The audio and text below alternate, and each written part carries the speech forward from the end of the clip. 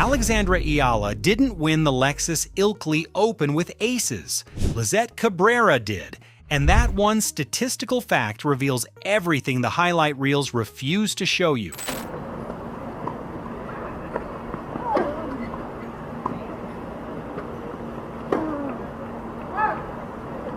7. That's how many aces Cabrera, the qualifier ranked number 206, the underdog nobody was watching, drilled past the tournament's top seed on center court in West Yorkshire on June 11, 2025. Alexandra Eala, the player every social media title credited with __quote_0___, recorded exactly 2. Yet Eala won. And the reason she won, not the reason the internet decided she won, is the story that actually matters for understanding where Philippine tennis is heading. The last time I was here, which was 2 years ago, it's nice to see the welcome that I've had. There's a huge Filipino community here, so I'm so excited. Look behind you, there's a lot of people. This is the Lexus Ilkley Open, not a recap, a forensic reconstruction. Before a single serve was struck, the weight of this tournament had already shifted. The 2025 edition was no longer the $100,000 ITF event it had been for a decade. Tournament director Rick Smith had overseen a reclassification to WTA 125 status, doubling the prize pool to $200,000, and bringing in standards previously reserved for WTA 501,000 events. For Eala, seeded first in a newly elevated field, the math was blunt. 125 ranking points for a title, enough to lock in a seeded position ahead of Wimbledon on June 30th. A first-round exit, 1 ranking point, and $2,085. The gap between winning and losing here wasn't just psychological, it was structural. And Eala arrived in Ilkley carrying a 3-tournament first-round losing streak: Italian Open, French Open, Birmingham Open. 3 consecutive doors shut in the face of a player who, just months earlier at the Miami Open, had climbed from number 140 to a then career high of number 69. By June, that ranking had softened to number 77. As the number 1 seed on courts she hadn't won on yet in 2025, the pressure wasn't manufactured, it was built into the draw sheet.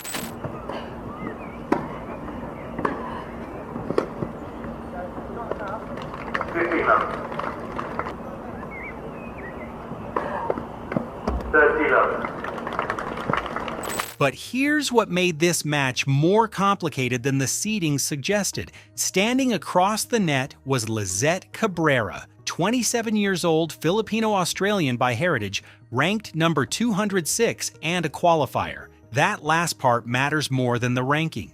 Cabrera had already played 2 preliminary matches on the Ilkley grass before Eala hit a single ball in competition, while Eala was still recalibrating from the clay of Roland Garros to what analysts called the "one Northern English grass" Cabrera had already acclimated. The "2" framing the media used to package this match, despite Cabrera representing Australia, obscured a sharper reality. The underdog had more grass court preparation than the favorite, and in the opening games, Cabrera used every bit of it.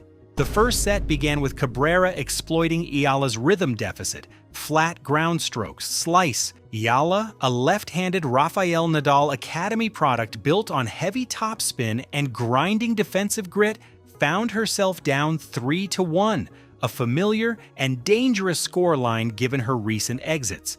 What happened next wasn't instinct, it was training. Eala started shortening her swings, taking the ball earlier, adjusting her baseline geometry for the low-skidding grass in real time. She clawed the break back. The set leveled at 3-3, then 5-5, then tipped into a tiebreak after Cabrera edged ahead 6-5, and Eala broke back in the 12th game. In the tiebreak, Eala went up 3-0, 3 consecutive Cabrera errors. Cabrera recovered to 3-3, and then at 4-4, Cabrera double faulted. A miniature break, a shift in weight.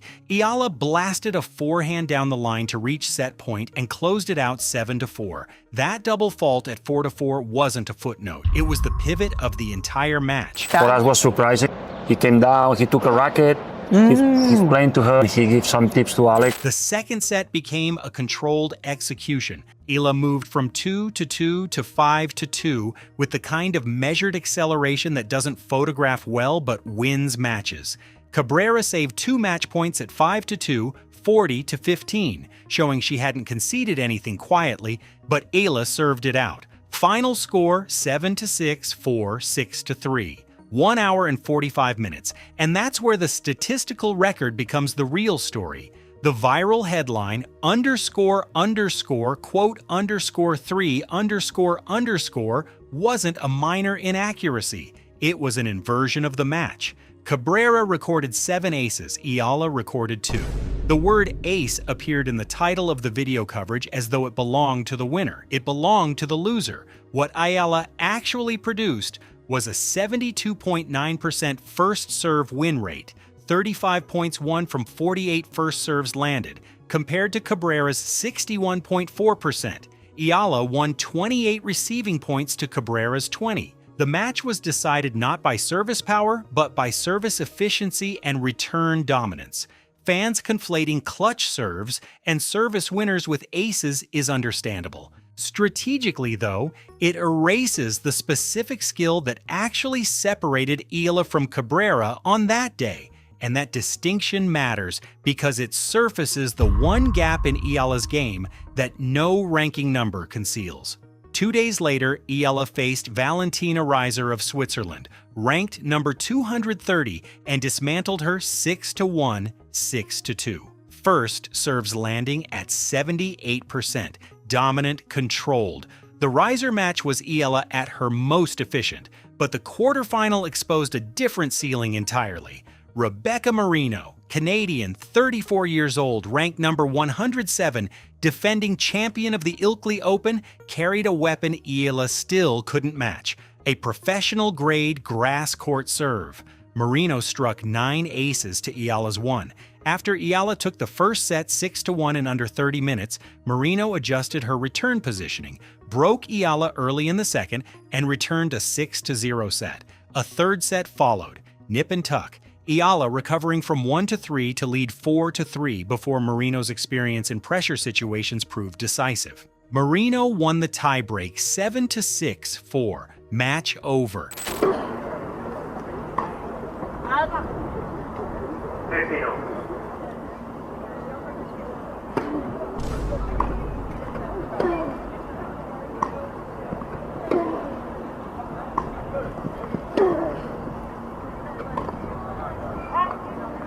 And this is where things connect back to the very beginning. The Cabrera match was framed as an ace story, but Cabrera's 7 aces weren't enough to beat Eala's efficiency.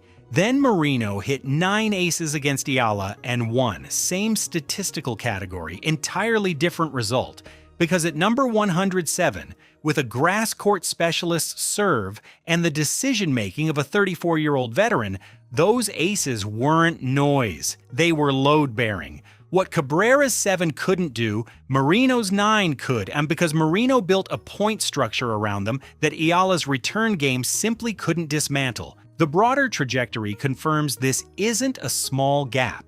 By May 2026, Eala had climbed to a career high of number 29 in the live rankings, settling at number 42 after the Madrid Open, where she defeated Anastasia Pavlyuchenkova, a 12-time champion 6-3, 6-3, before falling to Elise Mertens. The ascent is historic by any measure. Eala became the first Filipino to win a Grand Slam match in the Open era when she defeated Clara Towson at the 2024 U.S. Open. She won a WTA 125 title in Guadalajara, beating Panna Udvardi. She took gold at the 2025 SEA Games in Thailand. She led the Philippines to a 5-0 sweep in the Billie Jean King Cup Asia-Oceania Group 2, earning promotion to Group 1. Every milestone confirmed. None of them built primarily on service dominance. Ilkley was where the pattern became visible. Eala's Rafael Nadal Academy training,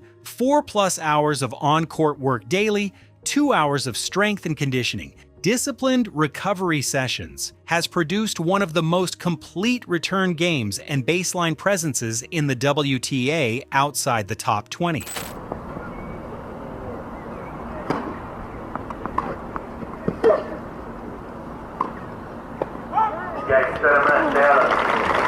Her left-handed topspin, a hallmark carried directly from years of proximity to Nadal at the Academy in Mallorca, creates angles right-handed opponents consistently misread on slower surfaces.